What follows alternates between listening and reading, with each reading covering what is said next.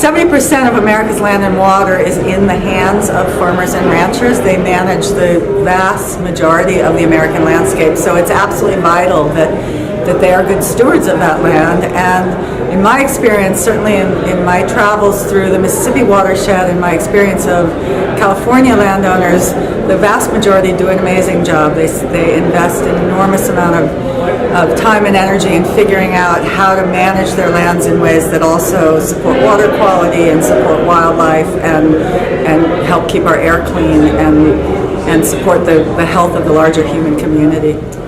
Well, I grew up in the Bay Area, and I've been going since I was 8 years old. I've been spending as much time as possible every year on the Rominger Ranch in Winters, California. And I've been learning from them every year about what stewardship really means. They were thinking way back when I was a kid, they were already anticipating some of the water stresses California would deal with. They were already thinking about how to manage their lands so that it could serve as habitat for waterfowl and for some of the other animals that really rely on this valley. They were thinking about maintaining downstream water quality, about preventing soil erosion. So they seem to me indicative of a huge movement in California that takes advantage of the innovative spirit here and the environmental sensitivity to really set the model for stewardship around the world.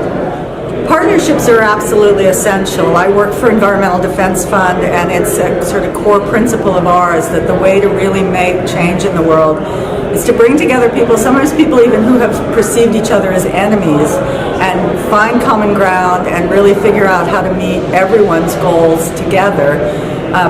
Incentives are also critical. Farmers work on narrow margins, and we're asking them to deliver a lot of goods for the public at large, like clean water and clean air.